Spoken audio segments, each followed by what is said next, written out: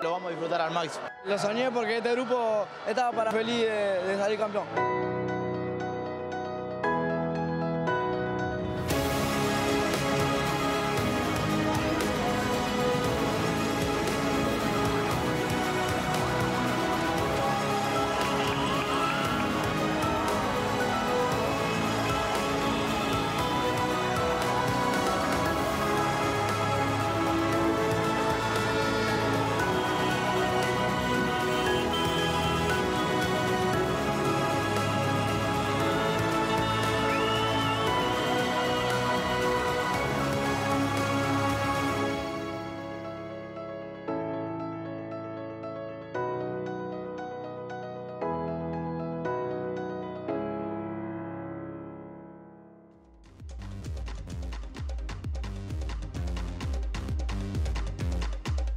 Buenas noches, aquí está MBD Noticias a través de la pantalla de TV Ciudad, transmitiendo desde Montevideo, capital de un país campeón del mundo. ¿Cómo andás, Natalia?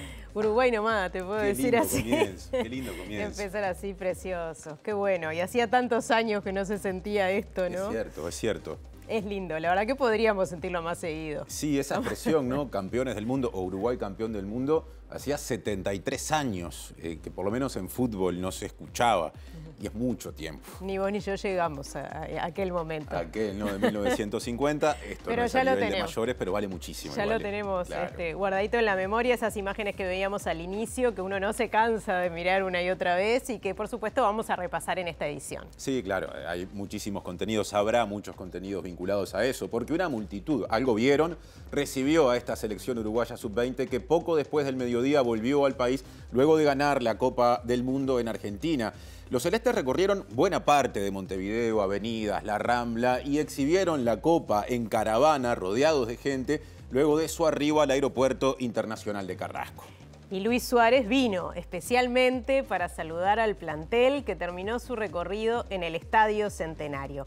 Pasado mañana, allí mismo, los juveniles serán homenajeados antes del partido entre la selección uruguaya mayor y su par de Nicaragua, en el que debutará el técnico Marcelo Bielsa. De paso les contamos que si quieren ir, las entradas van a ir desde los 390 a los 1.390 pesos. Y yo tengo la impresión de que después de lo que pasó ayer, mucha gente que de repente no tenía previsto el miércoles ir al Centenario va a decir, yo quiero ir a ver el homenaje ante todo, ¿no? Gente de todas partes, porque es en Montevideo, el homenaje es en Montevideo, pero los gurises son de todas partes del país y seguramente puedan venir de muchos lugares a asistir a este homenaje. Si te parece, ahora matizamos un poquito con otros asuntos. Repasamos los titulares. El nuevo espacio apoyará la precandidatura de Carolina Cose y la agrupación Participar, Articular, Redoblar. PAR se definió por Yamandu Orsi. La Fiscalía retomó este lunes la investigación por presuntos ilícitos en la construcción del Antel Arena. Estudiantes del IABA ocuparon el centro de estudio. También presentaron una denuncia ante la Institución Nacional de Derechos Humanos por la decisión de las autoridades de secundaria de tapiar el salón gremial durante el fin de semana. Apareció otro cuerpo calcinado en la zona de Melilla. Se trata de un joven que era investigado por el homicidio del guardia de seguridad del supermercado Tata de Parque Rodó. Asesor del PIT-CNT sostiene que personas de entre 40 y 50 años deben salirse de la SAFAP para evitar afectación a sus futuras jubilaciones. En el marco del Día Mundial contra el Trabajo Infantil, la coordinadora de Gurises Unidos lamentó la falta de actualización de datos sobre este problema y su preocupación por el retiro del Estado en algunos barrios de la capital. A los 86 años falleció el político y empresario italiano Silvio Berlusconi. El ex primer ministro y líder del partido Forza Italia tenía leucemia. Nuevas revelaciones sobre los niños indígenas de Colombia que fueron rescatados en la selva tras pasar 40 días perdidos.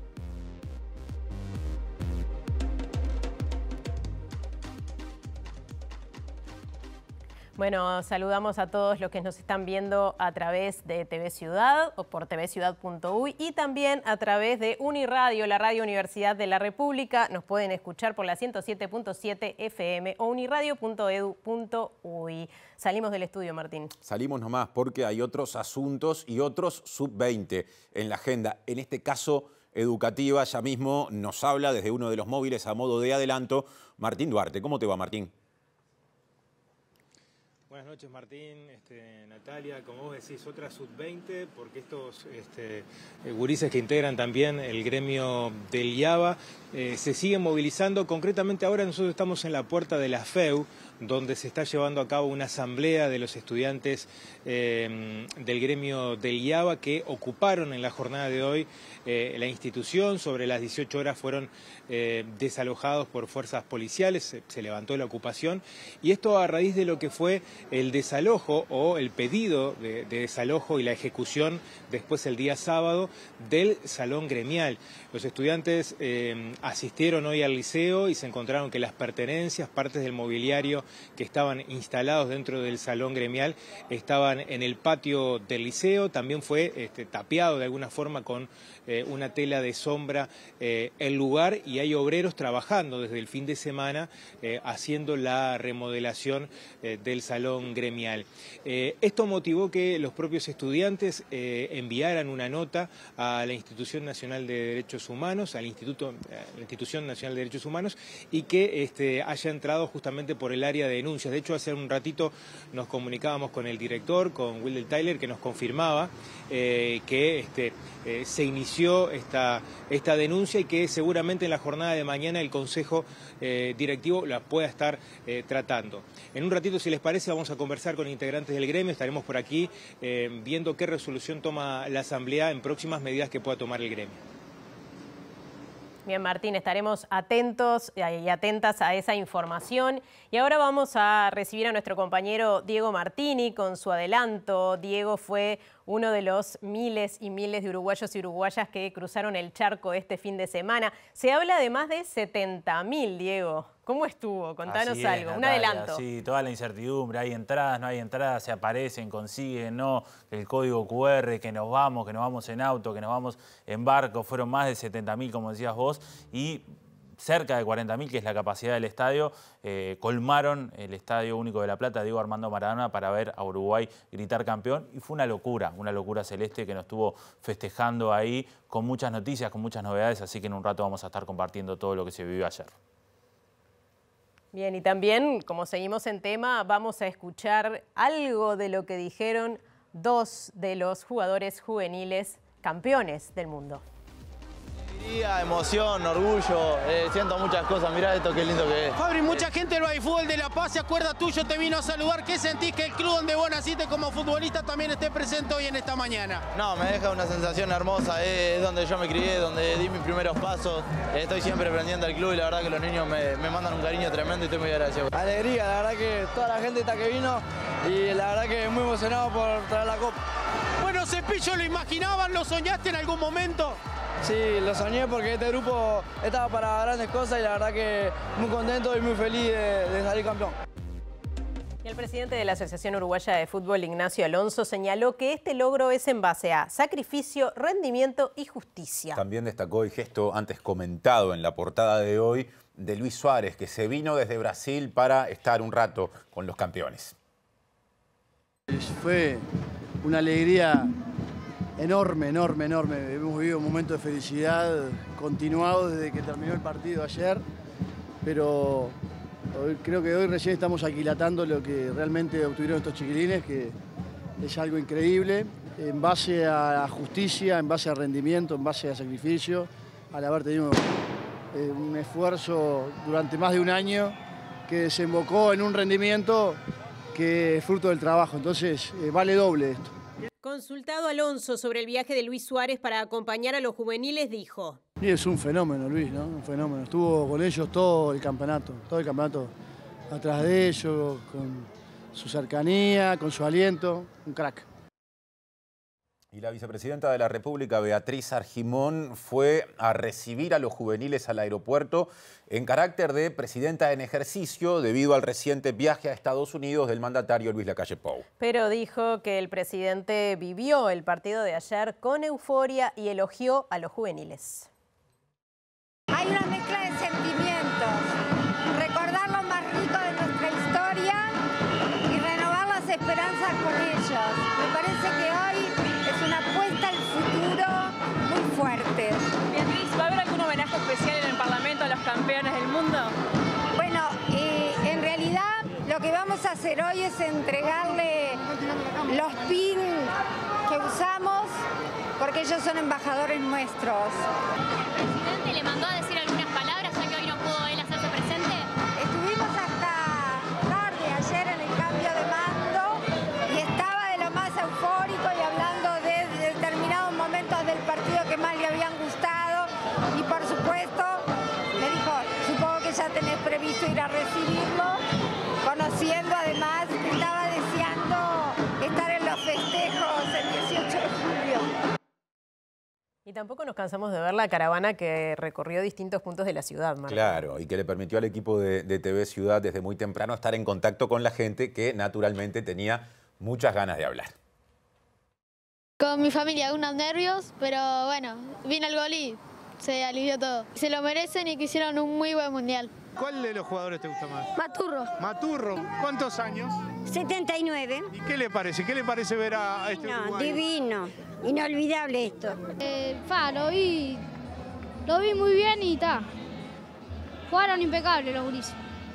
¿Algún jugador en particular que destaques? Alan Maturro. El tema es que la unión siempre hace la fuerza y eso es lo que ahora está haciendo la selección. Somos los mejores si siempre estamos juntos y esto a mí me parece fantástico como estamos jugando y esto a mí me da la esperanza que si esta generación lo está logrando, vamos a ser campeones del mundo. Faltamos a la escuela porque queríamos venir a ver los jugadores. La verdad que merecido porque metieron huevos desde el primer partido. Una final que hacía tiempo que un equipo uruguayo no se plantaba de esa forma, ¿no? La verdad que sí, yo mi primera vez que veo a Uruguay campeón y la verdad que es una emoción muy grande.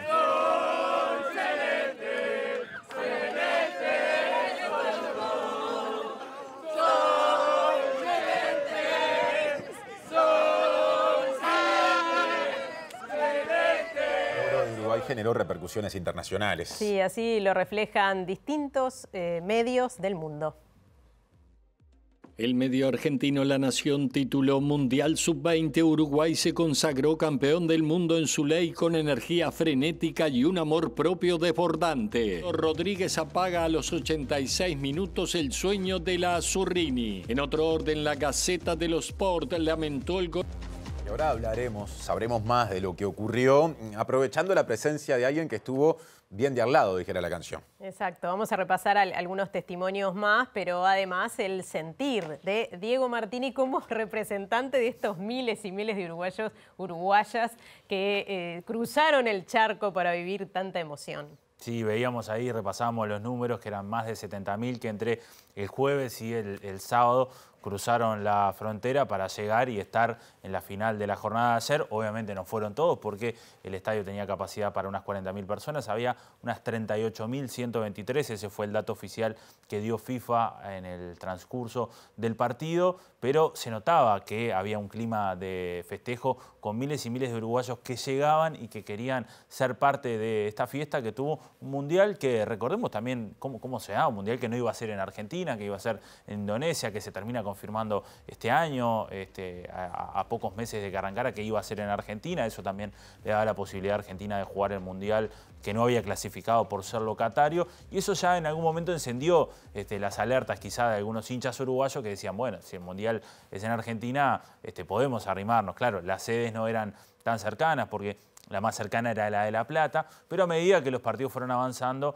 ya lo que fue la semifinal del pasado jueves ante Israel, encendió las alarmas de alguno. Bueno, si pasamos, podemos ir. Lo que pasa es que no había entradas, porque ya estaban sobrevendidas las entradas que tenía FIFA a través de su web digital, y la AUF, en un esfuerzo que hizo desde el día viernes y sábado, consiguió que se liberaran en torno de 7.000 entradas para poder asignárselas a varios uruguayos que se arrimaron. Así que el proceso de conseguir entradas no fue sencillo, pero varios uruguayos y uruguayas pudieron conseguir su entrada. Hubo algún inconveniente ahí con el tema del código QR, porque también ahora las entradas ya son modernas y no solamente sirve el cartón, sino que también sirve el código QR, y había algunos inconvenientes con las reventas ahí, con códigos que se usaban, que no sé, que después ya no le servían a otros hinchas, pero se logró conformar, y el estadio era todo celeste, era todo Uruguay, no había nadie que que no hinchara por Uruguay, salvo algún periodista italiano que podía haber, o algún representante de la FIFA que quizás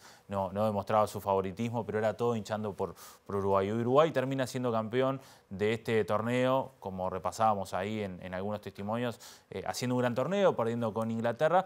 Y no es menor recordar tampoco cómo llega Marcelo Broly a la selección uruguaya. El 20 de mayo del año 2022, es decir, hace un año, asume la conducción técnica de la selección uruguaya sub-20, designado y elegido en ese momento por Jorge Giordano, tras la salida del maestro Tavares de la selección uruguaya ya el año anterior, el año 2021. Bueno, se toman un tiempo porque no se estaban jugando los campeonatos juveniles por COVID y Jorge Giordano, director deportivo, se toma un tiempo para elegir y termina eligiendo a Marcelo Broly, quien hace todo un proceso con la selección muy similar a lo que se hacía antes, en lo que era denominado el proceso de selección nacional y formación de sus futbolistas, ideado por Oscar Washington Tavares, de hacer varias etapas con varios futbolistas, llevarlos a varios torneos y participar.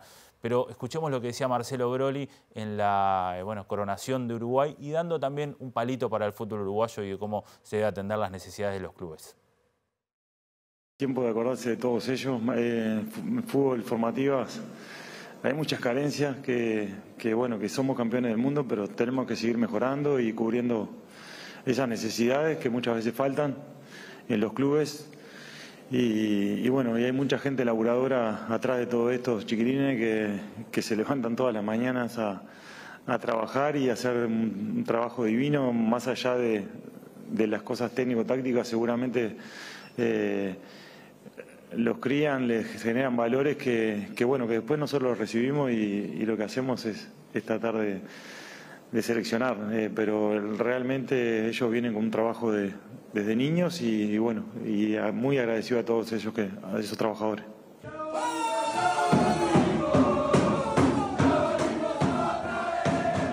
Uno de los momentos emotivos fue cuando entraron los jugadores, estos gurises, porque es una selección sub-20, pero muy bien plantada, y entraron ahí a saludar y a festejar con el director técnico. Sí, el día sábado yo había estado ahí en el hotel, en el lobby del hotel, viendo lo que fue la salida de los futbolistas que se iban a entrenar al estadio de Estudiantes de La Plata, el último entrenamiento previo al partido. Estuve a su vuelta y había muchos hinchas que se le arrimaban y los chiquilines con muchísima cancha se arrimaban, se sacaban fotos, se los veía muy alegres, muy tranquilos previo a jugar esta final, con esa quizá desfachatez que puede tener un chiquilín de 18 años, 19 años, que quizás no le llega tanto la dimensión y eso lo hace jugar más liberado, más tranquilo, sin tantos nervios, y ahí lo vemos a los futbolistas celebrando, así que vaya que es importante esto. Y bueno, algo que es importante y que lo queríamos compartir, Martín, hay una lista de futbolistas de esta selección, de estos futbolistas que viajaron al Mundial, que van a estar el próximo miércoles en el banco del partido y el debut que tiene a Uruguay enfrentando a Nicaragua, en el debut de Marcelo Bielsa como entrenador de la selección uruguaya. Futbolistas seleccionados por el propio Bielsa. Iban a ser 7 inicialmente, son 6 finalmente. El arquero Randall Rodríguez, además Sebastián Boselli y Facundo González, jugadores defensivos, Fabricio Díaz y ya en posiciones más ofensivas, Luciano Rodríguez, el del gol, que valió la Copa del Mundo, y Anderson Duarte. Así que es muy interesante eso. Bielsa, antes del resultado de la final, vale decirlo, ya tenía previsto que en este primer partido de su ciclo, ya selección mayor, otro chip, otra historia, empezara, digamos, a probar a jugadores que son parte del futuro y de lo que él en todo caso apuesta a agregarle a la base de futbolistas ya consolidados en la selección. Exactamente. Bueno, Mateo Ponte era el otro que se lesionó durante el torneo y que fue sustituido por otro jugador del medio local, no por alguien de esta selección uruguaya sub-20. Pero bueno, Uruguay es campeón del mundo y eso no es algo menor. De hecho, ustedes decían la cantidad de años que no se escuchaba esa frase de que Uruguay era campeón del mundo. Un título que le era esquivo a la selección, el título en materia de juveniles, con las 2 finales anteriores jugadas a nivel de sub-20, con una final también jugada a nivel de sub-17, todo un trabajo y toda una estructura que quedó montada y que Marcelo Broly aprovechó para seguir esos mismos lineamientos. Es muy difícil también el trabajo de seleccionador de juveniles por las características que tienen los distintos clubes de nuestro país, porque no todos reciben las mismas condiciones, porque algunos ya están en primera división, otros están jugando en divisiones juveniles y eso hace que el conglomerado y después poder trabajar con todos no sea tan fácil, pero pero bueno, lo logró muy bien Marcelo Broly. También destacar la figura de Diego Russo Pérez, su asistente, un futbolista con muchísima llegada para estos chiquilines, y se veía en imágenes la llegada que tenía Diego Pérez con los futbolistas, y también, ¿por qué no?, con el legado de lo que fueron las etapas anteriores en la selección uruguaya, comandadas por el maestro Tavares, de un funcionamiento y una armonía que también se llevó adelante, y un respeto que tenían los futbolistas que también se llevó adelante. Así que, bueno, esto, ¿cómo seguirá? Quizás, bueno, esta lista que decía Martín para la selección mayor, pero no hay que olvidar algunos hitos capaz que se pueden dar en este tiempo, que en próximos meses se van a estar jugando el torneo panamericano en Chile, y que es sub-23, y que seguramente varios de estos futbolistas estén ahí, porque a su vez también puede servir como una preparación para lo que es el preolímpico del año que viene, también sub-23, que clasifica a las selecciones de fútbol a los Juegos Olímpicos que se van a estar disputando el año que viene en París, y eso Bielsa quiere tener injerencia y seguramente dirija a Uruguay en ese torneo preolímpico el año que viene. Así que esto sigue para estos chiquilines, y qué mejor que escuchar en voz de ellos lo que fue y cómo se celebró este título, ya con ellos llegados a nuestro país. Alegría, la verdad que toda la gente está que vino, y la verdad que muy emocionado por traer la copa. Bueno, Cepillo, ¿lo imaginaban? ¿Lo soñaste en algún momento? Sí, lo soñé porque este grupo estaba para grandes cosas, y la verdad que muy contento y muy feliz de salir campeón. Cepillo, ¿qué pensaron después del partido con Inglaterra? Tan difícil, tan complicado, donde no merecimos perder. No, pensamos que había que seguir, que era paso a paso, y que si querés salir campeón hay que ganarla todo. Cepillo, en nombre de todos los uruguayos te queremos mucho. Gracias por traer esta copa a casa. Vamos arriba. Gracias, vamos arriba. Bueno, sensaciones, mirá esto, no hay sensación más linda que esta, lo vamos a disfrutar al máximo. ¿Qué sentís en este momento?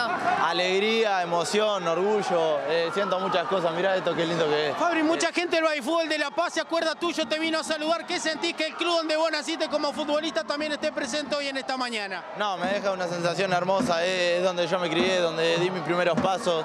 Estoy siempre aprendiendo al club, y la verdad que los niños me mandan un cariño tremendo, y estoy muy agradecido por eso. ¿Dormiste anoche? Esa imagen de vos con la copa, ¿te la pudiste sacar de la cabeza en algún momento? No, ni ayer, ni hoy, ni nunca me la voy a poder sacar, es lo más lindo que puedo tocar. Ahora cambiamos de tema después de estos minutos merecidísimos dedicados a la selección sub-20, campeona del mundo. Pasamos a la agenda local, agenda político-partidaria, porque el Nuevo Espacio decidió apoyar la eventual precandidatura presidencial en las internas del año que viene de la intendenta de Montevideo, Carolina Cose. La agrupación Frente Amplista, liderada por el ex senador Rafael Michelini, tomó la decisión este sábado.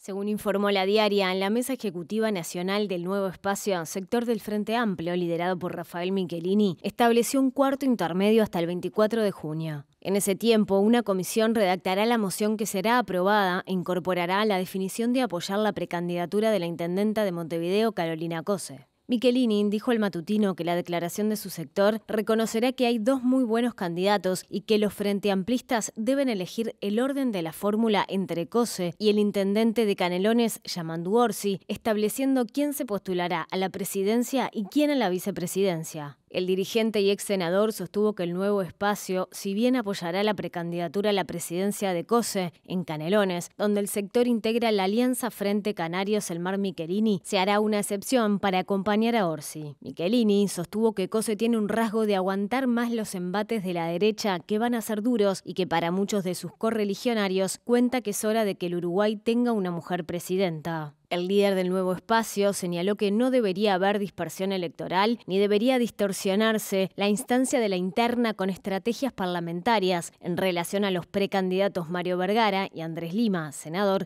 e intendente de Salto respectivamente.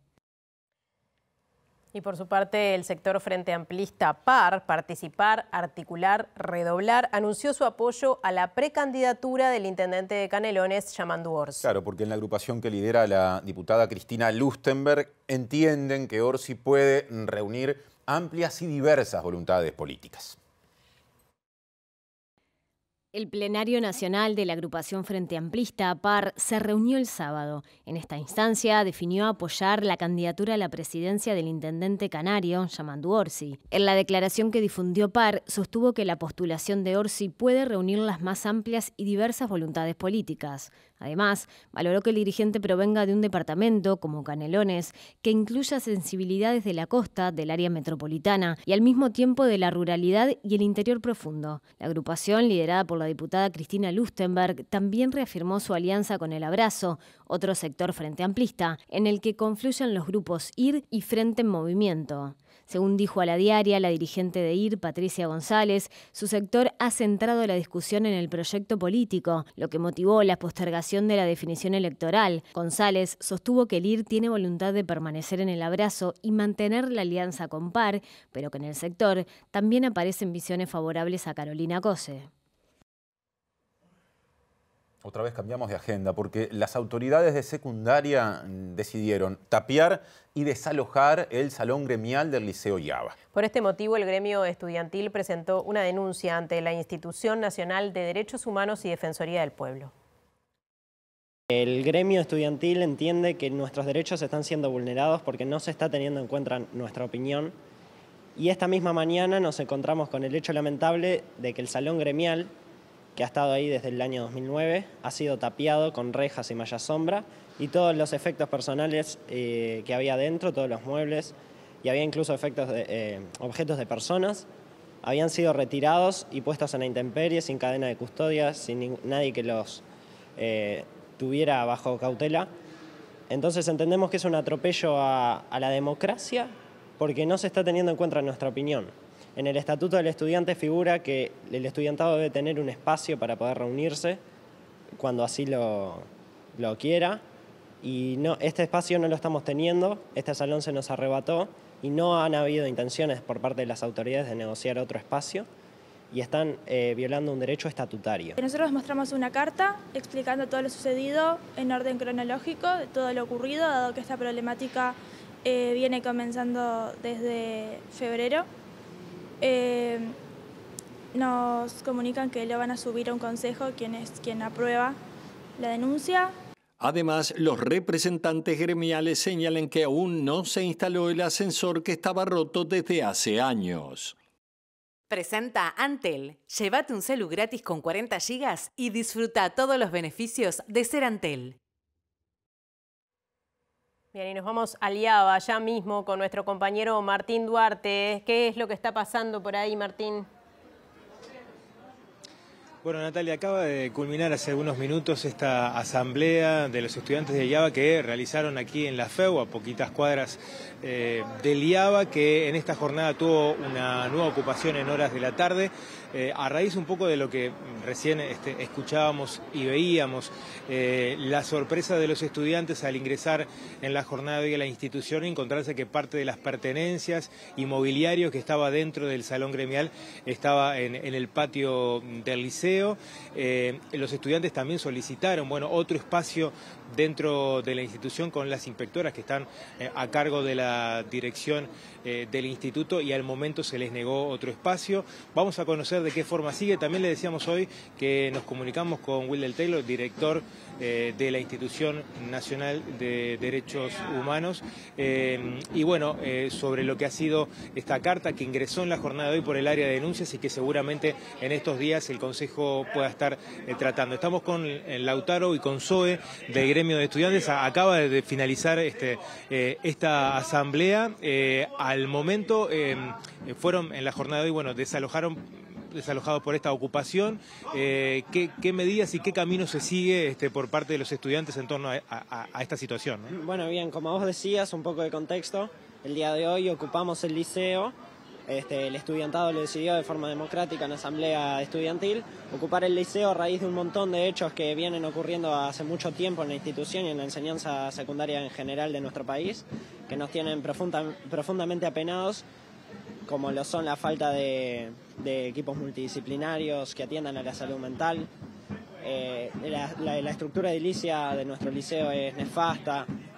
Hay recortes presupuestales, hay superpoblación de grupos, nuestros compañeros no oyentes tienen falta de intérpretes en algunos casos y hace falta de intérprete institucional, entre otras muchas problemáticas como lo son la separación del cargo de nuestro director.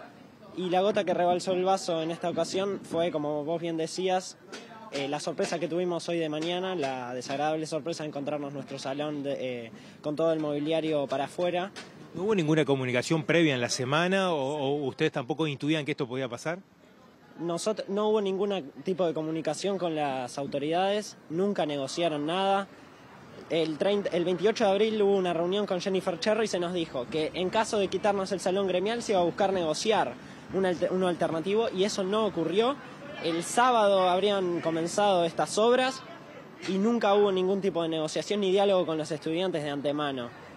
Ahora, como vos bien decías, terminó la asamblea en este local de la FEU que nos prestaron los compañeros, estamos muy agradecidos, y se decidió volver al liceo, volver al salón gremial para demostrar el repudio que tenemos hacia las autoridades y hacer valer nuestros derechos que se nos están pasando por arriba, en definitiva. ¿En qué situación está el salón ahora? Ustedes decían, bueno, hay pertenencias nuestras que quedaron en la calle. El miércoles hay una actividad o una movilización importante, teniendo en cuenta que va a declarar también a secundaria el director que está bajo sumario. ¿Qué otras actividades o movilizaciones van a estar realizando?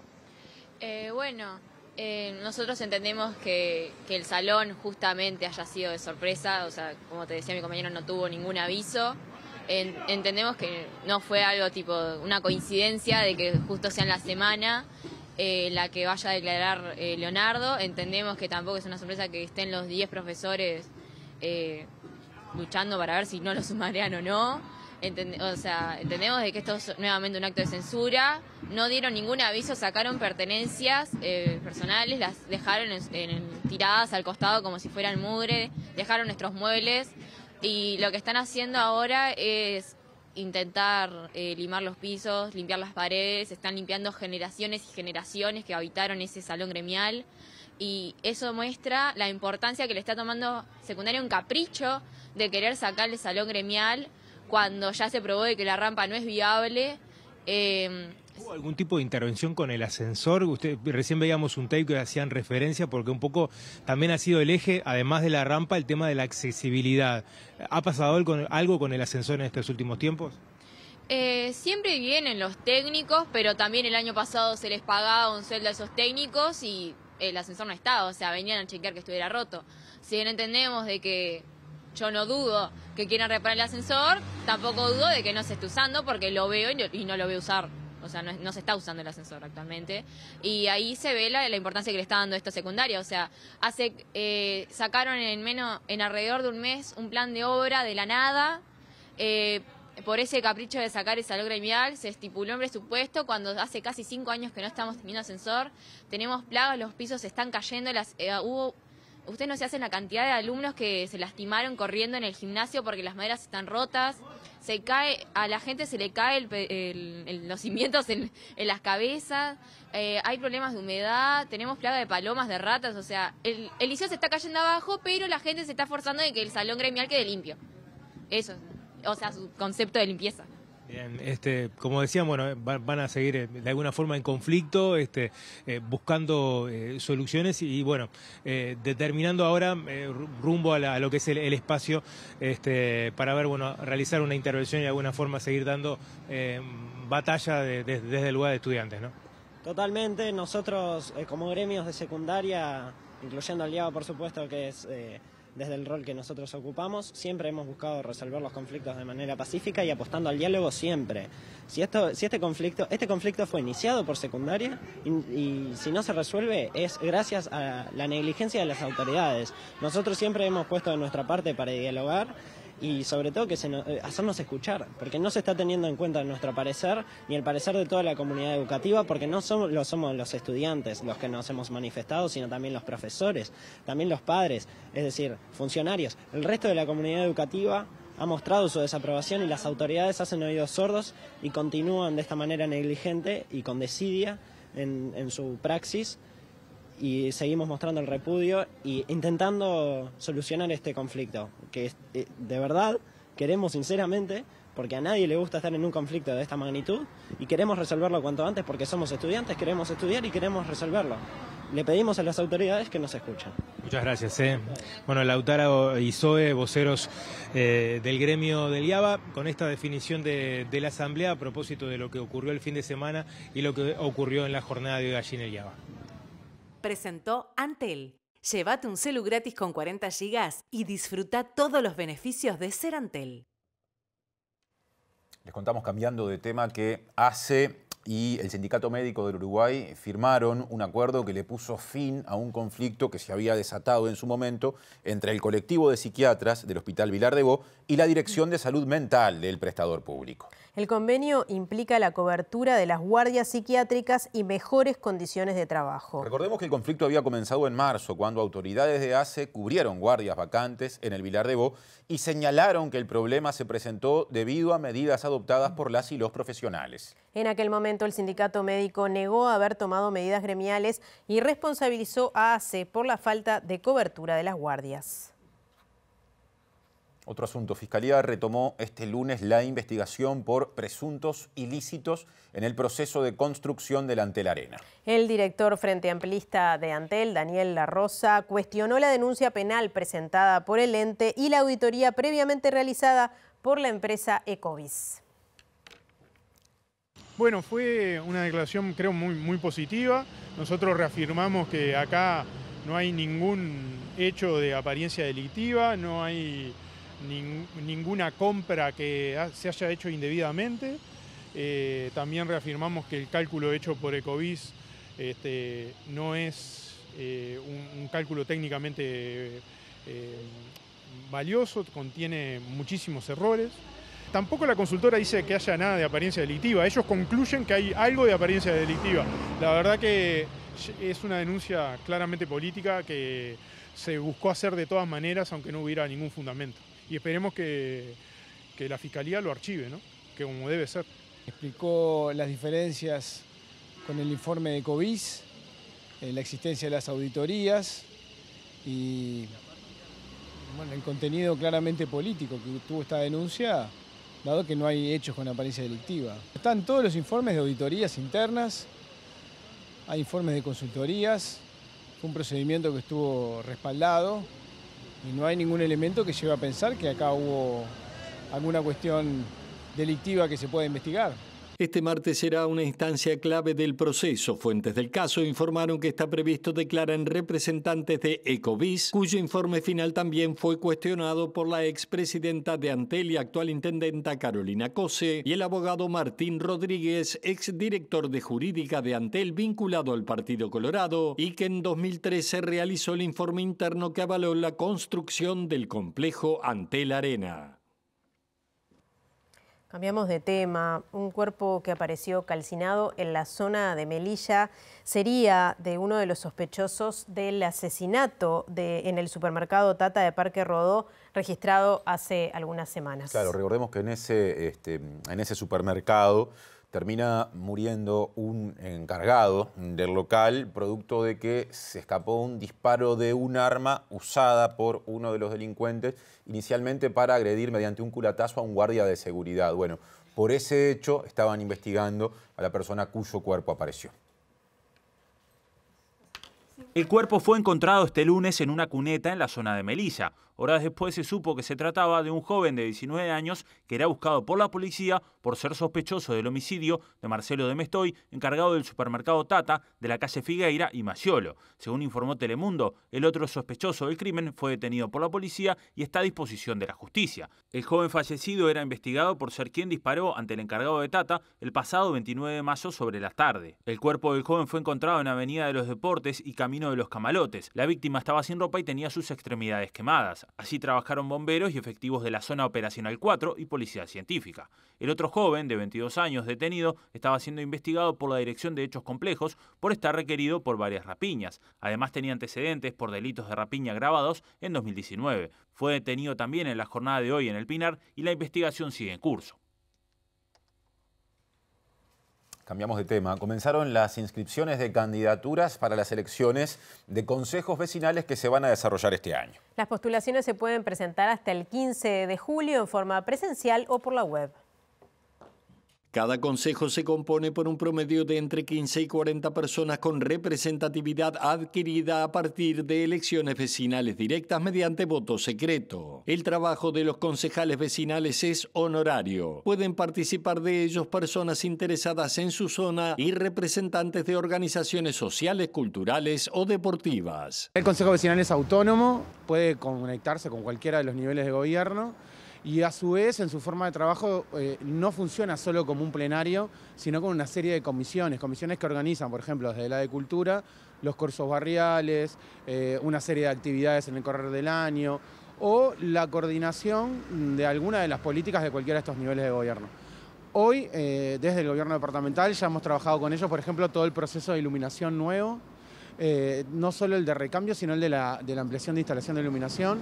Vamos a trabajar con los consejos del municipio G y D, ahora lo que tiene que ver con el recambio de contenedores, y lo otro que también ya venimos trabajando con ellos es la elaboración de la celebración de los 300 años de Montevideo, por ejemplo.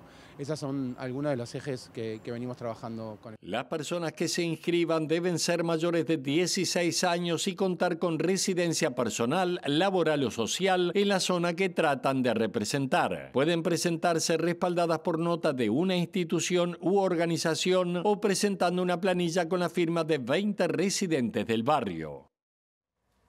Y en otro asunto, el senador cabildante Guillermo Domenech se reunió esta tarde con el presidente del Banco Central del Uruguay, Diego Labat, para hablar sobre el proyecto de refinanciación de deuda propuesto por su partido. También dijo que Cabildo Abierto mantiene su idea de intentar primero que el resto de los partidos den los votos necesarios para aprobar esta iniciativa y que en caso contrario se recurrirá a una consulta popular. Nosotros en este momento sabemos que la generalidad de los partidos políticos no han recibido de la manera que nosotros esperábamos el proyecto de refinanciación, pero entendemos que debemos conversar y tratar de encontrar una solución que sea viable para que una parte importante de la población pueda superar la situación de endeudamiento y que a su vez tenga el apoyo del sistema político, porque somos conscientes de que tenemos el 11% del Parlamento, de los votos del Parlamento. O sea. El senador también informó que conversó con el presidente del Banco Central, quien le presentó alternativas al proyecto, como por ejemplo la generación de mecanismos automáticos de refinanciación para evitar trámites burocráticos que puedan ser difíciles de absorber por la administración pública. Nos da la impresión de que para que haya un planteamiento de ese tipo, de todas formas tendría que haber una ley que hiciera imperativa la solución a efectos de que acreedores y deudores supieran a qué atenerse, ¿no? Nosotros entendemos además que hay un problema que es el de las altas tasas de interés, que a nuestro juicio amerita también una solución legal. Y según se nos ha manifestado, de alguna forma ese tema debería ir a juicio de nuestro ocasional interlocutor por cuerda separada. Tiempo de entrevista en la edición de hoy central de MBD Noticias, y vamos a hablar con Hugo Bay, que es economista, integrante del Instituto Cuesta Duarte, del PIT-CNT y también del equipo de representación de los trabajadores ante el directorio del Banco de Previsión Social. Hugo, bienvenido. ¿Qué tal? Muchas gracias por la invitación. ¿Quedó alguna pista ya dada en la presentación? En las últimas horas has expresado que la reforma previsional recientemente aprobada podría tener efectos, digamos, negativos sobre la futura jubilación de un sector en particular de la población. Y para ilustrar esto voy a usar como disparador un tuit que se puede leer de hace pocos días en tu cuenta precisamente, que dice: con la reforma jubilatoria se torna inconveniente la afiliación voluntaria a la AFAP para amplios sectores. Y agrega: personas de entre 40 y 50 años deben ir a BPS para revocar la opción. Bueno, la pregunta cantada es: ¿por qué decís eso? Bueno, es compleja toda la situación de esta afiliación voluntaria a las AFAP. Este tema tiene que ver básicamente con la forma en que la gente distribuye sus aportes personales entre BPS y AFAP. Básicamente, en el régimen mixto, la gente aporta al BPS sus aportes personales y cuando sobrepasa los 78.770 pesos, o sea, hay una minoría de gente con esos niveles de ingresos mensuales, allí se aporta la FAP, ¿verdad? Pero lo que se creó, estamos hablando de la reforma del año 96, ¿verdad?, que crea el régimen mixto, es la posibilidad de que la gente opte voluntariamente por distribuir sus aportes de otra manera. Básicamente, haciendo esta opción voluntaria, puede aportar la mitad a BPS y la mitad a la FAP. Y eso, en cierta forma, estaba incentivado en la reforma del año 96 a través de una bonificación. Es decir, las personas que hacían esta opción recibían una bonificación en su jubilación por el BPS, que en cierta forma, no para todos, pero para la mayoría de las personas resultaba conveniente generar esa afiliación voluntaria. El tema es que a raíz de los cambios recientes con la reciente aprobación de la reforma jubilatoria, esta última exactamente, hace un mes y medio, allí lo que tenemos es un cambio en las reglas de cómo se calculan las jubilaciones, que lo que provoca es, en primer lugar, una reducción de esa bonificación a partir del año 2033, una reducción gradual, y esa bonificación tiende a eliminarse definitivamente a partir del año 2043. Esto es para la gente que se va a jubilar en ese momento del tiempo, ¿verdad? Entonces, por ejemplo, para alguien que hoy tiene 45 años y que con la reforma se va a poder jubilar a los 65, o sea, dentro de 20 años, estamos en 2023, estamos pensando en el año 2043, esa persona ya no va a recibir esta bonificación. Por lo tanto, aquella opción voluntaria que eventualmente hizo quizá hace 20 años y que en algún momento le podía resultar conveniente con aquellas reglas de juego, seguramente de acuerdo a los cálculos que hicimos, como decías tú, en el equipo de representación de los trabajadores en el BPS, probablemente a la gran mayoría ya no le resulte conveniente. O sea, le sea beneficioso revocar la opción del artículo 8. Ajá. Esto no quiere decir desafiliarse de la FAP, porque en el régimen mixto, cuando sobrepasamos los 78.770 pesos, todos estamos obligados a aportar a una FAP. Lo que hacemos es revocar esa distribución que yo explicaba que habíamos tomado la decisión o la opción de hacer mitad y mitad. Entiendo. ¿Sí? Entonces, no es que uno se va a ir a desafiliar de la FAP, sino que va de alguna manera a reconstruir su historial de aportes como si nunca hubiera hecho esa opción voluntaria de aportar mitad y mitad. ¿Y cómo se hace eso? Bueno, buena pregunta. Eso está previsto en la ley 19.162. Eso no es nuevo, es una ley que se aprobó en el año 2014 y todas las personas que tienen entre 40 y 49 años pueden ir a recibir un asesoramiento en el BPS, se agendan, reciben un asesoramiento que básicamente consiste en, el BPS tiene un simulador que básicamente le dice a las personas con cuánto se jubilarían con la opción del artículo 8 y sin la opción del artículo 8. Distribuyendo de una manera sus aportes o distribuyendo de la otra. Y la persona compara y decide. La persona compara y decide. Tiene 90 días para decidir. Esto viene ocurriendo desde hace casi 10 años. La cuestión es que la mayoría de las personas hasta este momento, no todas, en muchos casos revocaban, pero la mayoría no. A la mayoría confirmaba que había sido una buena decisión esa distribución. Como decía yo, ahora posiblemente el escenario pueda ser otro y a las personas pueda no haberles convenido haber hecho aquella opción. Entonces lo que nosotros decimos es que es importante solicitar ese asesoramiento en BPS, agendarse. ¿Qué pasa? BPS hoy no está haciendo los asesoramientos porque está actualizando el simulador, ¿verdad? Esta reforma se aprueba recientemente y el BPS, y es importante que el BPS lo pueda tener disponible cuanto antes para que efectivamente la gente pueda ir, agendarse y recibir el asesoramiento. Ahora, hay porque un plazo además, para hacer esto. Exactamente. Esto antes lo podía hacer cualquier persona entre que tenía 40 y 49 años, en cualquier momento del tiempo. La ley recientemente aprobada establece que, por lo menos la información que nosotros tenemos desde BPS, es que el plazo en que las personas pueden revocar esa opción es hasta el 30 de noviembre, ¿verdad? Entonces, por eso insistimos en la necesidad de que se agenden, de que si el BPS todavía no tiene pronto el simulador, cuando esa persona se le dé la fecha, se le va a reprogramar, pero toda aquella persona que quede agendada va a recibir ese asesoramiento y va a poder ver, de acuerdo a sus números, un análisis técnico hecho por el organismo que le permita tomar la decisión que más le convenga. Hugo, tenemos poco tiempo, es un tema muy complejo y hay 2 o 3 preguntas de esas básicas que creo que son útiles para, digamos, terminar de dar una idea por lo menos general. ¿Qué pasa con las otras poblaciones? La gente de menos de 40 años y de 50 para arriba. Y dicho sea de paso, estas edades manejadas, ¿cuándo las personas deben tenerlas para saber si están dentro del grupo señalado o no? Bueno, las personas que pueden ir a agendarse ahora son las que tienen entre 40 y 49 años, porque es lo que la ley les permite, y esto va a estar vigente hasta el 30 de noviembre. Ese es un primer colectivo. 40 y 49 inclusive. Exacto, Bien. 40 y 49 inclusive. Los mayores de 50 no se verían afectados por esto, por lo menos en la gran mayoría, porque seguramente van a obtener la causal jubilatoria antes del 2032.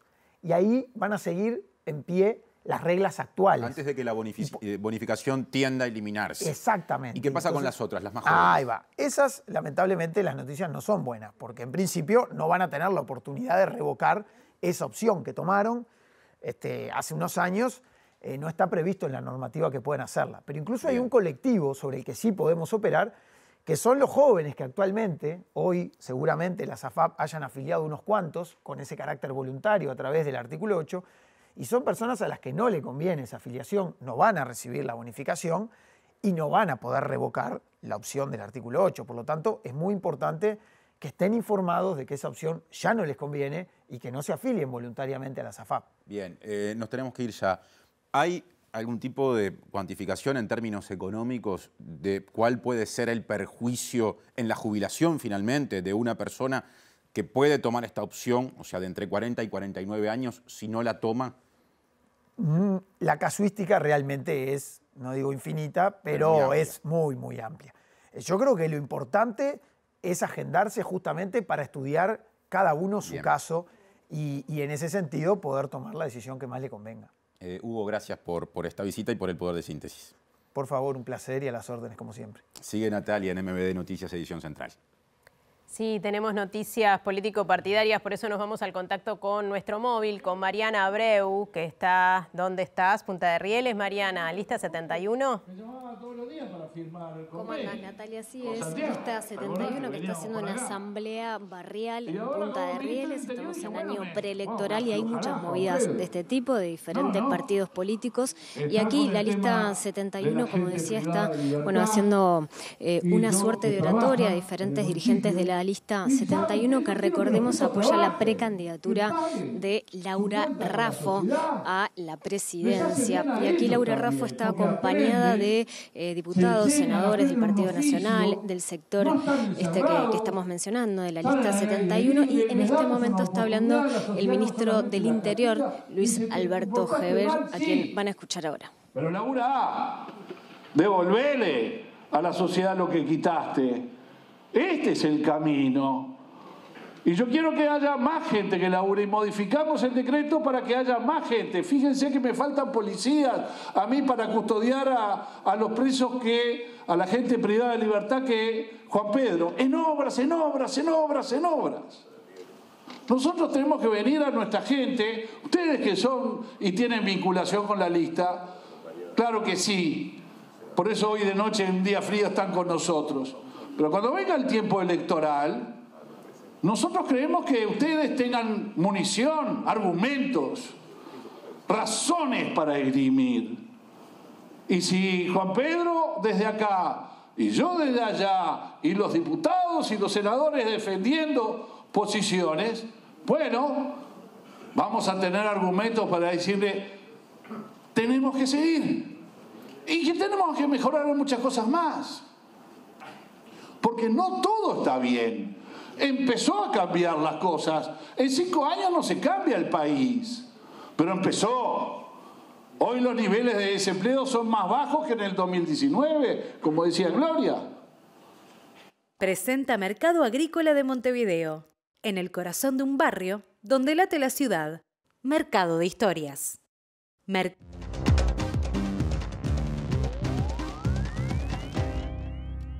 El ex primer ministro italiano, les contamos abriendo el segmento internacional, Silvio Berlusconi, líder del partido Forza Italia, falleció a los 86 años. Sí, padecía leucemia y había estado 1 mes y medio internado por neumonía.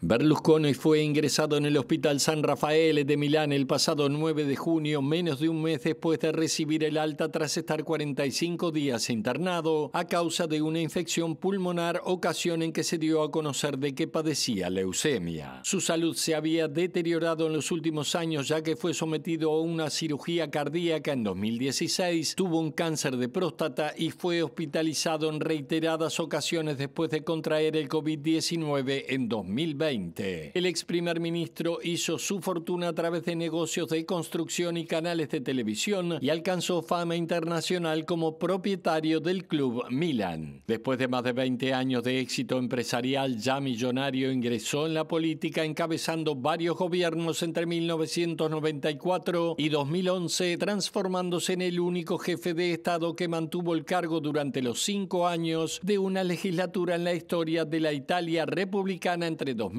y 2006. A lo largo de su carrera política no exenta de polémicas, Berlusconi enfrentó más de una veintena de juicios, aunque siempre fue absuelto de todos los cargos. Fue durante su mandato que Roma estableció buenas relaciones con Moscú y Vladimir Putin y se incorporó al G7. La muerte de Berlusconi provocó una gran cantidad de mensajes de políticos italianos, algunos de los cuales recordaron sus logros políticos y destacaron su personalidad. Berlusconi contaba con acérrimos simpatizantes y también detractores.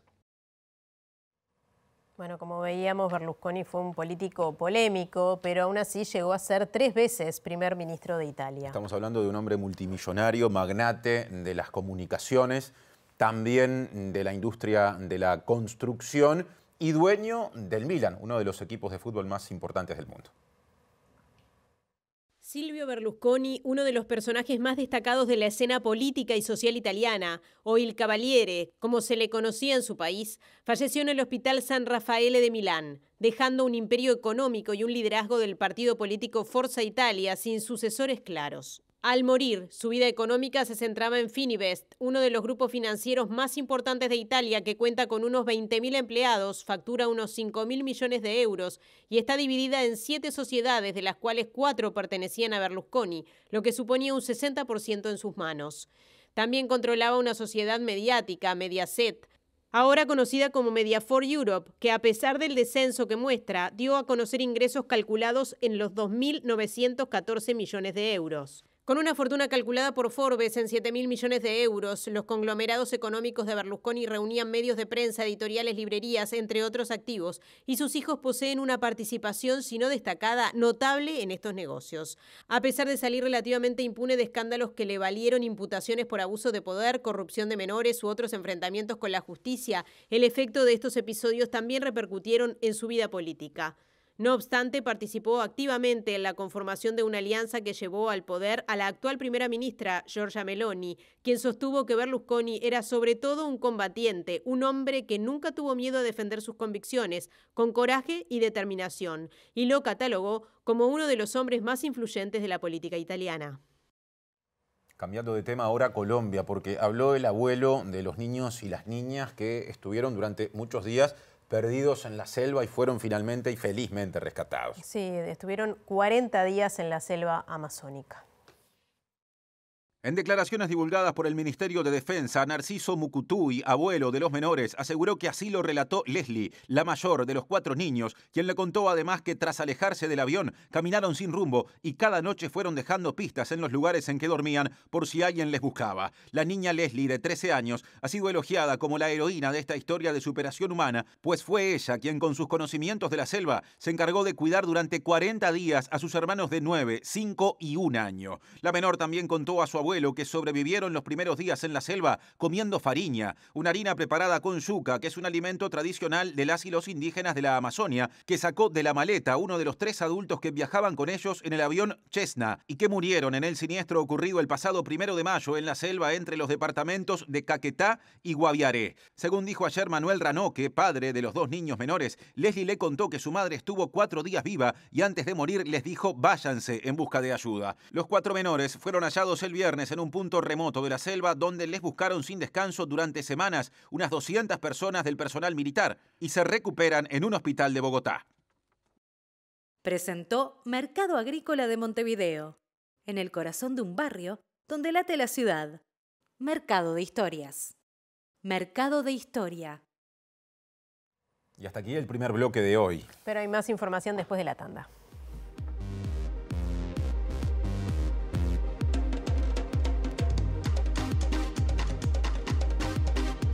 Bueno, volvemos. Sí, y con novedades artísticas, porque con sala completa les contamos que la Comedia Nacional estrenó un clásico de la tragedia griega, Edipo Rey, de Sófocles. La obra se presentó bajo la dirección de uno de los directores españoles más importantes de la escena actual, Andrés Lima, quien dirigió el espectáculo en la sala principal del Teatro Solís. La maravilla del Edipo de Sófocles es que está intacta toda su esencia. Es decir, la pregunta de quién soy y también el planteamiento de cómo el poder puede ser corrupto y al mismo tiempo ocultar esa corrupción hasta el último momento. Es decir, la relación del ciudadano con el mundo, con la polis, con la ciudad, haciendo política, y la relación de uno consigo mismo siguen intactas en Edipo. La puesta en escena de esta obra de 2500 años versionada por Andrés Lima y Alfredo Sansol incorpora elementos tecnológicos como micros y videos para tener una visión contemporánea. Lima destaca el trabajo con el elenco de la Comedia Nacional. Ha sido maravilloso. He de decirte que además el lenguaje del escenario es universal, sean uruguayos, suecos, neozelandeses o españoles. Hay algo que es la verdad del actor que se detecta en cualquier idioma, ¿no? Y además la propuesta del teatro griego hace que se trabaje en coro, en equipo, que para mí es la apuesta más valiosa como artistas y como sociedad. Hacer una sociedad igualitaria, un coro, en donde se destaca de repente una persona para contarnos algo, pero siempre vuelve a la filosofía del equipo, del coro, ¿no? Frío y sin lluvias es el panorama en términos de tiempo para las próximas 72 horas. Sí, que nos dure la alegría y la euforia de este campeonato que ganó la selección sub-20, porque los días vienen gélidos. Mañana martes 13 de junio, algo nuboso, no va a haber lluvias, como decía Martín, la mínima 0 grados y la máxima 12. En capital y cercanías, Montevideo y área metropolitana, el miércoles 14 de junio tendrá cielo despejado, incluso más que lo que se espera que esté mañana, con mínima de 1 grado, muy parecida a la de mañana, levemente más alta, y máxima de 13, así que días similares. El jueves 15 de junio, 1 grado menos en la mínima, 0 y 1 más en la máxima, 14, así que tratar de abrigarse si se puede. Sí, sí, es evidentemente una de las necesidades el abrigo por estos días y también por eso mismo hay una cantidad de iniciativas vinculadas a contener sobre todo a la población en situación de calle. Hemos llegado como siempre a esta altura al final, Natalia. Sí, bueno, ya llega al lado B y nosotros nos reencontramos mañana a las 19 horas. Gracias por estar, que pasen bien.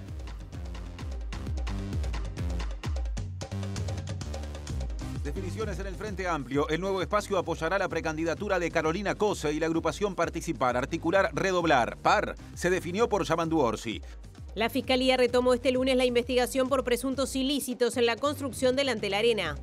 Estudiantes del IABA ocuparon el centro de estudio. También presentaron una denuncia ante la Institución Nacional de Derechos Humanos por la decisión de las autoridades de secundaria de tapiar el salón gremial durante el fin de semana.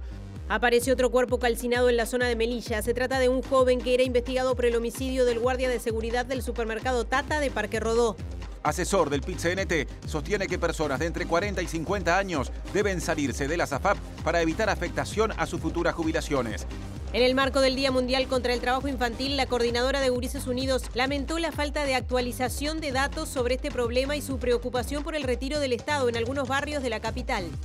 A los 86 años falleció el político y empresario italiano Silvio Berlusconi. El ex primer ministro y líder del partido Forza Italia tenía leucemia. Nuevas revelaciones sobre los niños indígenas de Colombia que fueron rescatados en la selva tras pasar 40 días perdidos.